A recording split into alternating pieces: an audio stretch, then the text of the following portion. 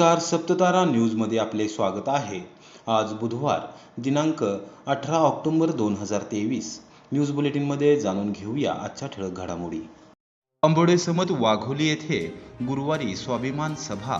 खासदार सुप्रियाताई सुळे यांच्या महाविकास आघाडीचे नेते मंडळींची उपस्थिती. माजी मंत्री आमदार शशिकांत शिंदे यांच्या वाढदिवसानिमित्त गुरुवार दिनांक 19 ऑक्टोबर रोजी सायंकाळी 5 वाजता अंबोडे समत कोरेगाव येथील श्रीराम चौक येथे संसद रत्न खासदार सुप्रिया सुळे यांच्या प्रमुख उपस्थितीमध्ये स्वाभिमान सभा आयोजित करण्यात आली आहे. कोरेगाव विधानसभा मतदारसंघ राष्ट्रवादी काँग्रेस व आमदार शशिकांत शिंदे वाढदिवस संयोजन समितीच्या वतीने माहिती देण्यात आली. खासदार सुप्रियाताई सुळे यांच्या प्रमुख उपस्थितीमध्ये खासदार श्रीनिवास पाटील यांच्या अध्यक्षतेखाली स्वाभिमान सभेचे आयोजन केले आहे. तत्पूर्वी खासदार सुप्रिया सुळे यांचे सातारा शहरानजीक वाडेफाटा येथे कार्यकर्त्यांच्या वतीने जोरदार स्वागत केले जाणार आहे. त्यानंतर तेथून कार्यकर्त्यांची रॅली निघणार असून या रॅली समवेत खासदार सुळे व आमदार शशिकांत शिंदे हे वाडे, आरळे, वडूद, शिवथरमार्गे आंबोडे चौक येथील सभास्थानी पोहोचणार आहेत. या प्रसंगी माजी मंत्री आमदार बाळासाहेब पाटील, विक्रमसिंह पाटणकर, सत्यजितसिंह पाटणकर, राष्ट्रवादी काँग्रेसचे जिल्हाध्यक्ष सुनील माने, राष्ट्रवादी काँग्रेस महिला आघाडीच्या जिल्हाध्यक्षा संजना जगदाळे आदींसह पक्षाचे जिल्ह्यातील आणि कोरेगाव विधानसभा मतदारसंघातील पदाधिकारी, कार्यकर्ते तसेच शिवसेना, उद्धव ठाकरे गट आणि राष्ट्रीय काँग्रेसचे पदाधिकारी व कार्यकर्ते उपस्थित राहणार आहेत. एक दिवस निष्ठेसाठी, एक दिवस साहेबांसाठी, एक दिवस स्वाभिमानासाठी, महाराष्ट्राच्या हितासाठी आणि स्वाभिमानाचा जागर करण्यासाठी सर्वांनी या सभेस उपस्थित राहावे असे आवाहन करण्यात आले आहे. म्हणतात तर वाढदिवसाचा कार्यक्रम एक औचित्य आहे. सध्याच्या येणाऱ्या लोकसभा विधानसभेच्या निवडणुकीच्या पार्श्वभूमीवर एक जनतेमध्ये वेगळ्या प्रकारचा उत्साह निर्माण व्हावा, पक्षाच्या कार्यकर्त्यांची मरगळ दूर होऊन भविष्यकाळातल्या असलेल्या लढण्याची जिद्द निर्माण व्हावी म्हणून आम्ही स्वाभिमानी सभा घेतलेली आहे. स्वाभिमानी सभा सातारा जिल्ह्यामध्ये पहिली होत असताना त्यामध्ये सुप्रियाताई त्या ठिकाणी येणार आहेत, पक्षाचे जिल्ह्यातले सगळे प्रमुख लोक असणार आहेत आणि ती सभा करण्यामध्ये लोकांचा उत्साह आहे. याला काही वर्षापासून ज्या पद्धतीने कोरेगाव मतदारसंघामध्ये राजकीय घडामोडी होत आहेत, ज्या पद्धतीने सरकारची आणि शासनाची अधिकार घेऊन सुडाचं राजकारण होत आहे, त्याला जनता कंटाळलेली आहे आणि म्हणून जनतेच्या मनामध्ये, लोकांमध्ये, तरुणामध्ये सगळ्या प्रकारात उत्साह आहे.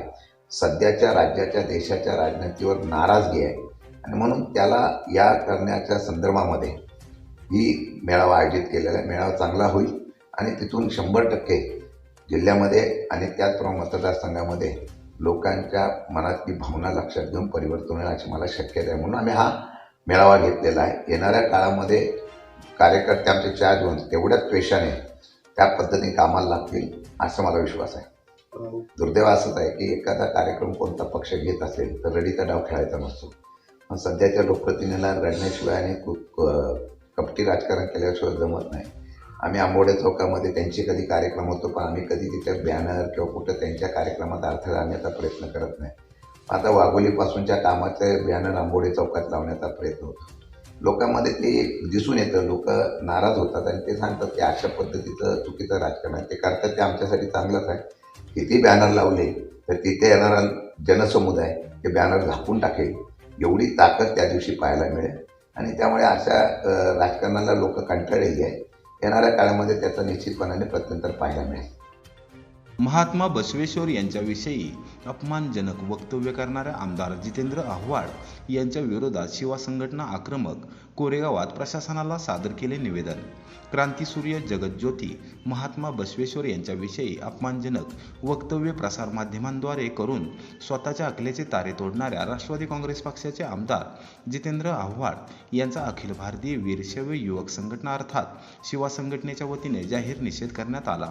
कोरेगाव येथे बुधवारी अखिल भारतीय वीरशैव युवक संघटना अर्थात शिवा संघटनेच्या वतीने जिल्हाध्यक्ष सुनील निदान यांच्या नेतृत्वाखाली झालेल्या आंदोलनामध्ये इमारतीमध्ये आमदार जितेंद्र आव्हाड यांचा जाहीर निषेध करण्यात आला.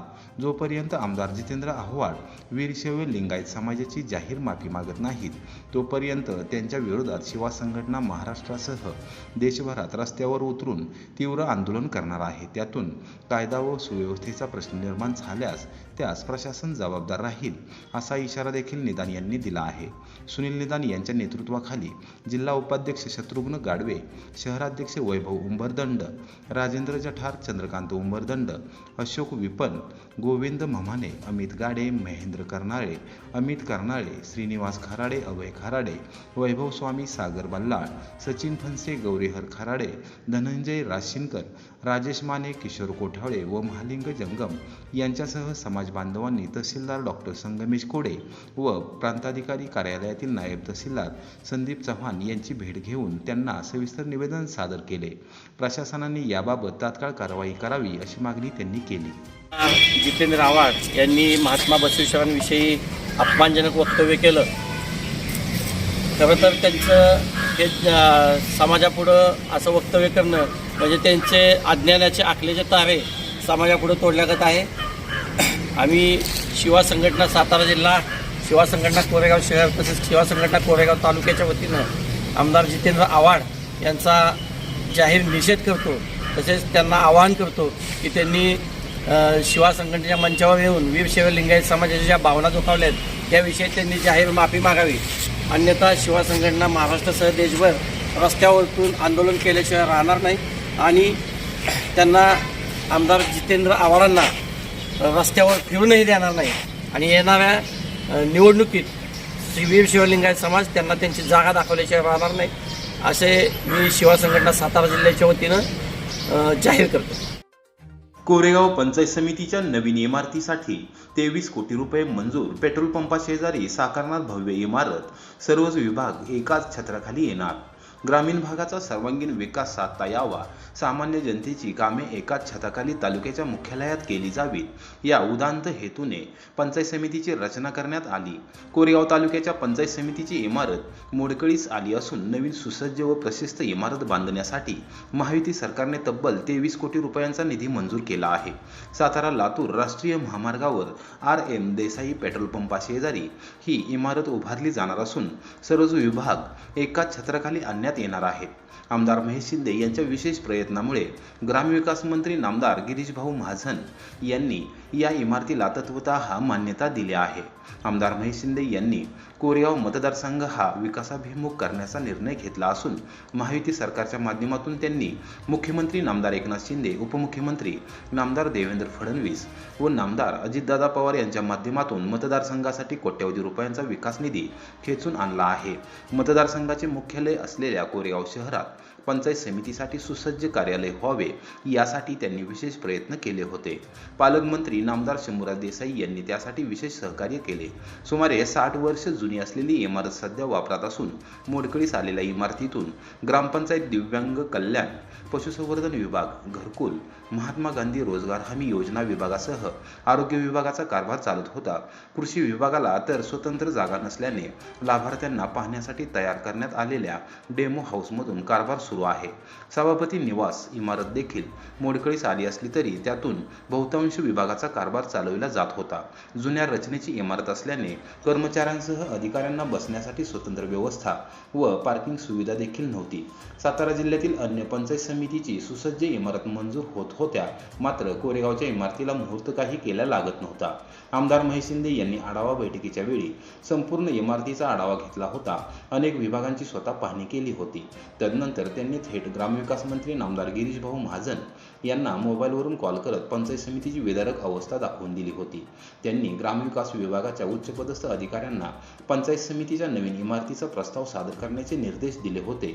आमदार महेश शिंदे यांच्या सूचनेप्रमाणे सातारा जिल्हा परिषदेचे प्रशासक तथा मुख्य कार्यकारी अधिकारी ज्ञानेश्वर खिलारी यांनी परिपूर्ण प्रस्ताव व अंदाजपत्रक सादर केले होते. त्यास मंत्री नामदार गिरीशभाऊ महाजन यांनी तात्काळ मान्यता दिली असून त्यासाठी 23 कोटी रुपयांचा निधी मंजूर केला आहे. कोरेगाव तालुक्यात ग्रामपंचायत निवडणुकीत सरपंच पदासाठी 8 तर सदस्य पदासाठी 48 उमेदवारी अर्ज दाखल. कोरेगाव तालुक्यातील 10 ग्रामपंचायतींच्या सार्वत्रिक आणि 15 ग्रामपंचायतींच्या रिक्त जागांसाठी होत असलेल्या पोटनिवडणुकीसाठी बुधवारी सरपंच पदासाठी 8 तर सदस्य पदासाठी 48 उमेदवारी अर्ज दाखल झाले आहेत, अशी माहिती तहसीलदार डॉक्टर संगमेश कोडे यांनी दिली. बाटमवाडी येथे सरपंच पदासाठी 2 तर सदस्य पदासाठी 15 अर्ज दाखल झाले आहेत. बोबडेवाडी गावात सरपंच पदासाठी 1 तर सदस्य पदासाठी 7 अर्ज दाखल झाले आहेत. शिरडून गावात सरपंच पदासाठी 2 तर सदस्य पदासाठी 13 अर्ज दाखल झाले आहेत. मुगाव येथे सरपंच पदासाठी 1 तर सदस्य पदासाठी 2 अर्ज दाखल करण्यात आले आहेत. चौनेश्वर गावात सरपंच पदासाठी 1 तर सदस्य पदासाठी 4 अर्ज दाखल झाले आहेत. चांदवडी येथे सरपंच पदासाठी 1 तर सदस्य पदासाठी 5 अर्ज दाखल झाले आहेत. जगतापनगर, वेलंग, शिरंबे येथे सदस्य पदासाठी प्रत्येकी 1 अर्ज दाखल झाला आहे. उमेदवारी अर्ज दाखल करण्याच्या अंतिम दिनांकानंतर चित्र स्पष्ट होणार आहे.